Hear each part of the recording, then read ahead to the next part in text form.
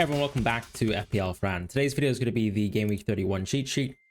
A lot of people have wildcarded, but there still is a lot of wildcards left, and this is a pretty good game week to do it. We think we might get some information, particularly just sort of the crystallization of these kind of fixture changes that we think will happen for Game Week 33 and 34.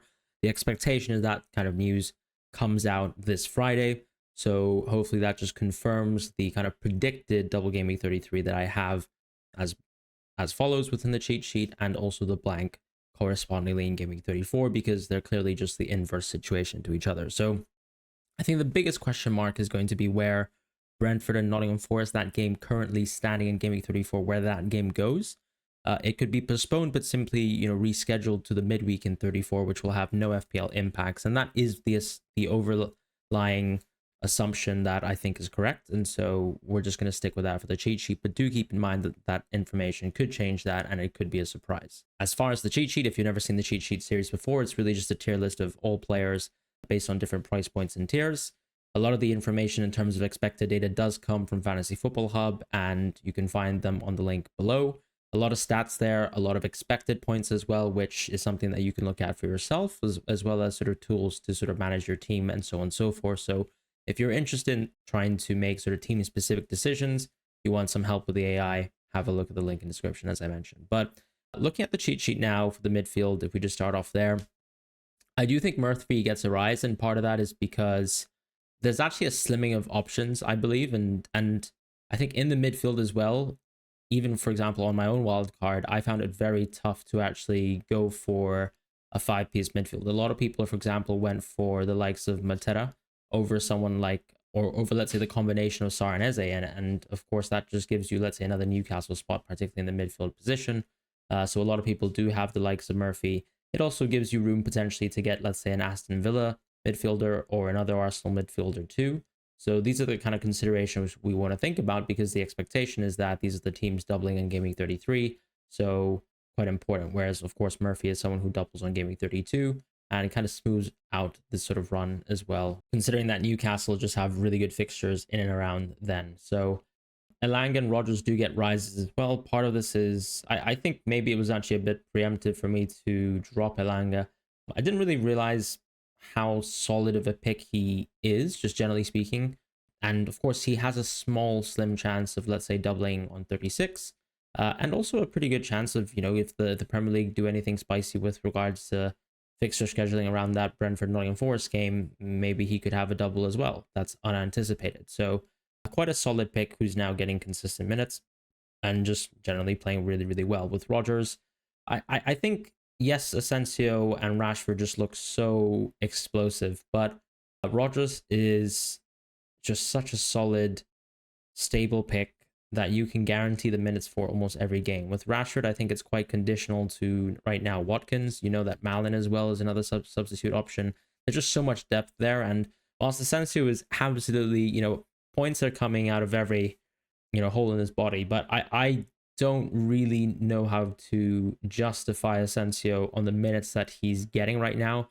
Yes, of course, we can say he's producing a lot of points. He's basically scoring all his chances. Underlying stats per 90 are quite high, but when you contextualize that they're per 90 numbers, and you realize that I think Asensio's, starting games here, coming off the bench here in certain games, and of course there's going to be rotation around the Champions League, which I think hurts players like Asensio and Rashford more than someone like Rodgers, who's really been able to start games consistently. I have to say Rodgers for me is still my favorite Aston Villa pick for the time being, and maybe it's a little bit too soft of me to sort of just class Rodgers as a yellow pick.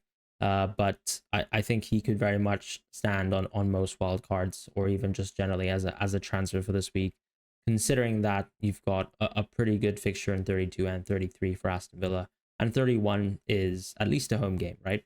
With Semenyo, he gets a bit of a drop, still on that sort of yellow card suspension threat, but then also more crucially, it's just been really, really, really boring recently. Underlying stats still look okay, but I think considering that Bournemouth don't actually have a double until potentially and provisionally 36, there's just not that much value towards Semenyo. I'd much rather some of the other picks within this Bournemouth team, and that's really just Kluivert and Evan Nilsson. So that's why he drops, as other people just simply have doubles in the future. And, if let's say we just had purely single game weeks, then maybe Semenyo would be a little bit more higher up in the hierarchy, and of course if he was actually producing anything.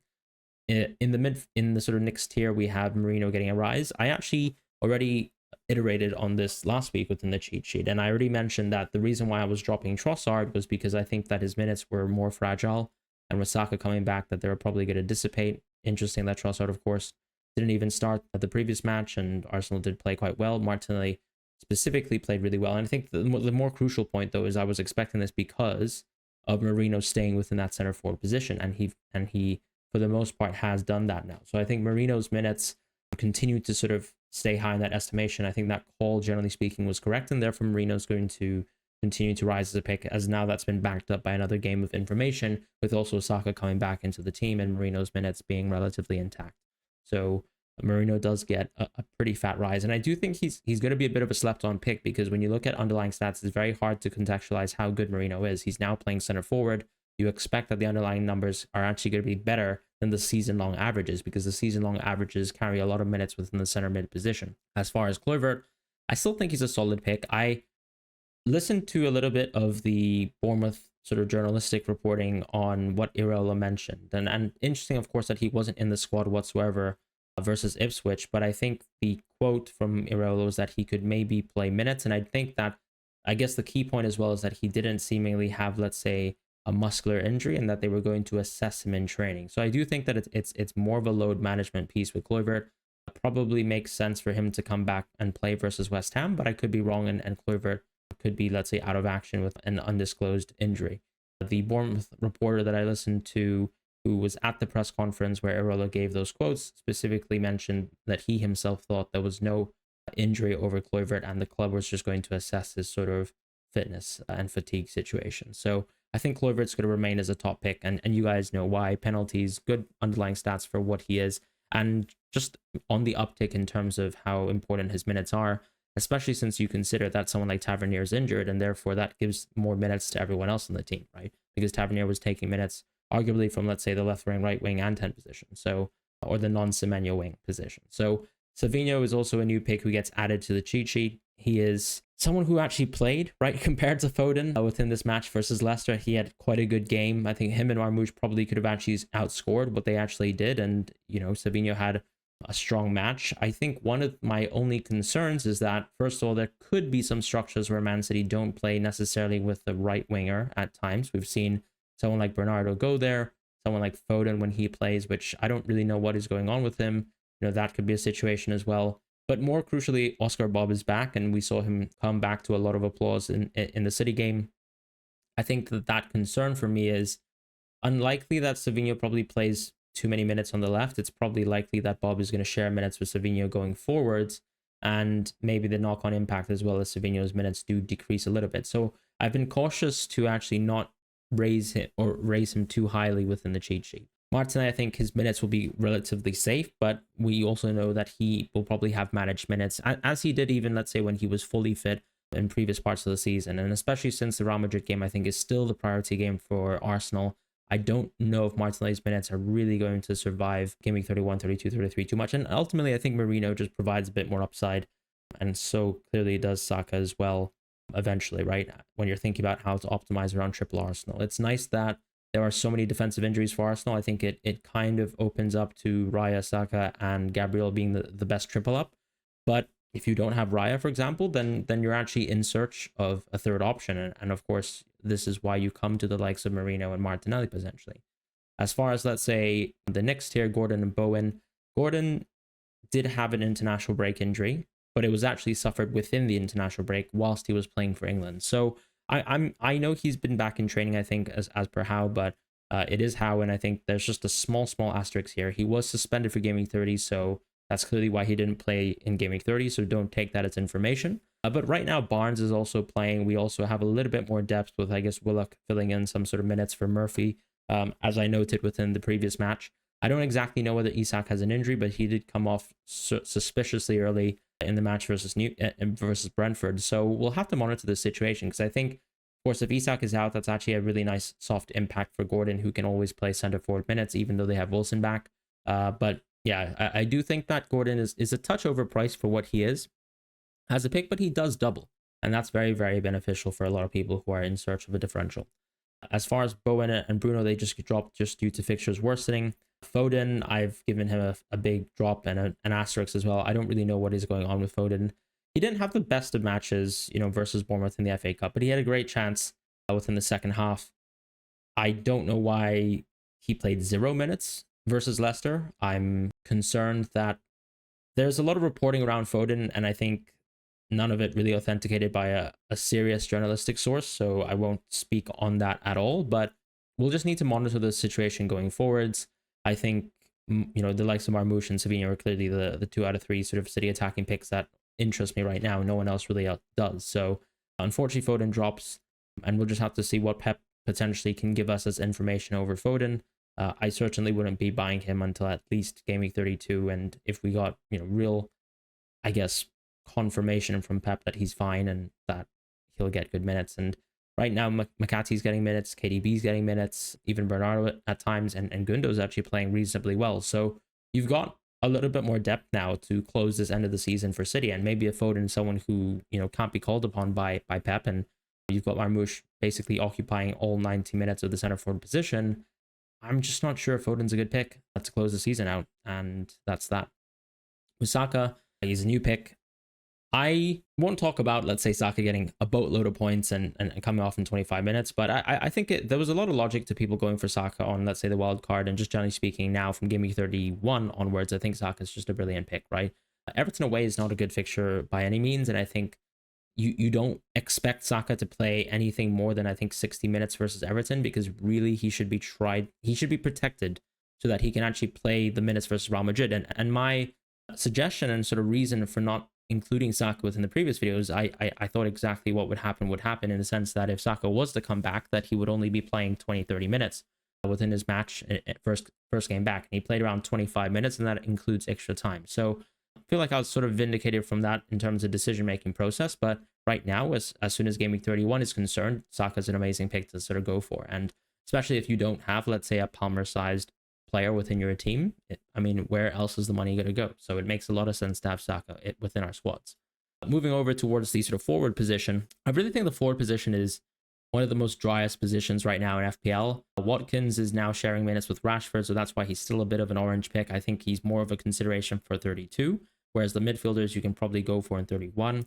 With João Pedro and Evan Nilsson, I still think they're top picks. Yes, João Pedro was subbed off a little bit early versus Aston Villa, but I think it's because he played 60 minutes after, very intensive international travel, which if you look at Fabian Hertzler and his sort of substitution patterns, his sort of minutes rotation, he always sort of pays respect to the impact of international break and travel. So I think that substitution for João Pedro is more specifically to do with that kind of fatigue aspect for João Pedro, more so than João Pedro's suddenly not become a 90-minute player. I think he still, for the most part, is, in the light of that rotor injury as well. Evan Nilsson is still an amazing pick and still has a really good chance at double game week 36. And the longer Kluivert's out for, the higher of a chance he gets to keep penalties for larger minutes of games. With Wisa, I still think he's a yellow pick because he's just been so solid seasonally, but there's nothing too exciting with Wisa. In the next tier, you got Mateta, Marmoush, who I still think are fantastic picks. Yes, Mateta was subbed off very early again in game week 30, but I think maybe 31 is going to be the last early substitution type game for Mateta. Maybe he can go back to playing really consistent good minutes in 32. And Kedia has been playing well in spurts and as a substitute as well. So maybe that is going to be a change later this season, but we'll have to just monitor that. As far as, let's say, the likes of Solanke, he just has a really good game in gaming 31. I think this is really only a pick for people considering, let's say, a dead end into 32. As far as Isak, we just need to monitor exactly what is going on with him, hence why there's an asterisk here, but I'm not prepared to sort of move on, my thoughts on Isak right now. And Watkins, I already mentioned with regards to Rashford, he's sharing minutes maybe a little bit too much for my liking, but then also we just need to see whether, Emery's going to speak about whether he's fully fit. But then I also think the overall concern for these Aston Villa players is now that they've got so much depth and they're within the Champions League and involved within the Champions League, how much is Watkins really going to play within the league? And I think some of the other picks are just better right now in the forward position. In defense, we have Konsa as a new pick. I probably should have included Konsa already. I felt bad about not including Konsa, but actually I just didn't think a Brighton away game was exactly going to be a good game to consider Konsa. I think he was more of a wild card type pick as your sort of fifth defender for a chance of, let's say, a double gaming 36 and more specifically a gaming 33 double. So that's why he's been added back now that the immediate fixtures are much better. pretty happy with where I've positioned a lot of the 4.x players, but I do think that I need to sort of claw back Lacroix and Guehi as well. I just think ultimately you're going to pick Munoz, right, as your Crystal Palace defender. So why am I tiering those two defenders at the same point? I still need to sort of pay respect to the fact that you can only own 3 Crystal Palace players, so that's why I've dropped them. My mistake probably. As far as, let's say, Kiwior, I've added him, but we all know he's a differential just based on exactly how long Gabriel's out for, how long Timber is out for as well, because, you know, Timber is someone who can even slot into the center back position and sort of play ahead of Kiwior. But we also know that there's basically no right backs available at the club, with exception to Partey. And then, of course, within the left back position, you've got Calafiori, who's out for a while, and Miles Lewis-Skelly isn't going to be able to handle all the minutes. I think Zinchenko is going to have to step in at times to probably give a little bit of rest and rotation for Miles Lewis-Skelly. So right now, Kiwior is really the only feasible Arsenal pick, as long as the injury timeline for someone like Gabriel is, you know, the 4 weeks that you might expect from a hamstring injury. With let's say the likes of White and the likes of Timber, they have knee injuries. I don't know the extent or the timeline, and I highly doubt that Arteta is going to give something precise for us. So that's why I think Kiwior is quite a differential, and that's why I still have an asterisk over him, because you really want this player, if you're bringing him in now, or at least in game week 32, to actually play both the fixtures in game week 33, and I don't think we can guarantee that right now with Kiwior. Outside of that, in the next tier, I've added Ruben Diaz as a new top option. I probably should have had him here. Unfortunately, of course, within the FA Cup game, there might have been a Kushanov injury that I'm not sure, you know, whether Pep will speak on, but that kind of nails Ruben Diaz a little bit more. I think previously, of course, Ruben's issue was only injury, which happens quite often for him. He actually is one of the few defenders that within City, actually, that's not uncommon to City players, right? The likes of Stones, Akanji, Ruben Diaz are all quite injury prone as well, as we famously know. But Ruben Diaz should be able to play all the fixtures as long as he's available. And he's one of the few center backs who is available alongside Guardiola, who's now playing a little bit more minutes at center back because Nico O'Reilly has really sort of dramatically improved and played super well from all the way back to scoring a brace versus Plymouth to, you know, now being a staple fixture for Premier League fixtures. So yeah, Ruben Diaz is going to be a pick here, and definitely one to consider. I even sort of mentioned him within my transfer plans video as well as someone that I would probably consider going towards my bench boost 32 with, just because the single game week fixture of Crystal Palace at home is not too bad. And then, of course, he doubles in game week 33. Particularly if I, let's say, struggle to pick, I don't know, a third City midfielder, right? As far as, let's say, Kirkus and Timber, they just get drops. I think Timber's injury could be a little bit less worse than Gabriel's potentially. I don't exactly know how bad it is. Kirkus gets a drop because you're coming out of the Ipswich game. I also took Howson out of the cheat sheet because I think the fixtures from a defensive point of view aren't that good for Bournemouth. Maybe Fulham at home is actually a really good game, but generally speaking, right, the value of Bournemouth players is more so around double game week 36 now that you've come out of that Ipswich match. So something to think about there. And Guardiola, Saliba just top picks for the time being. In the goalkeeping position, I've actually taken out a few goalkeepers, and I've also dropped Flecken down, given Ederson a raise. I think these are all fair. I just wanted to make sure that Ederson was, you know, fit and actually ready to play. He did play in the FA Cup, of course, and I did mention, I think, Ederson within just discussions within the cheat sheet itself, but I didn't add him yet. So here he is in all his glory, or maybe he would have been an orange pick, but it's nice to see him play minutes and be fit. And so Ederson gets a rise. He will be an interesting pick for game week 33, particularly for people who are wild carding, right? It's not really a case where you're going to be using single transfers to get Ederson as a goalkeeper. Maybe if you've already used the wild card, but certainly a pick that's interesting for the wild card. As far as, let's say, Flecken, he gets a soft drop because I think the fixtures just aren't really good for Brentford. I probably should have dropped him last week as well. That's my mistake. But that's it really for the cheat sheet this week. Thank you guys so much for watching. If you're interested in sort of more additional insights, as I said, have a look at Fantasy Football Hub in the link in the description below for sort of team, personal, specific kind of management. And otherwise, I hope you guys have a wonderful week ahead. See you guys soon.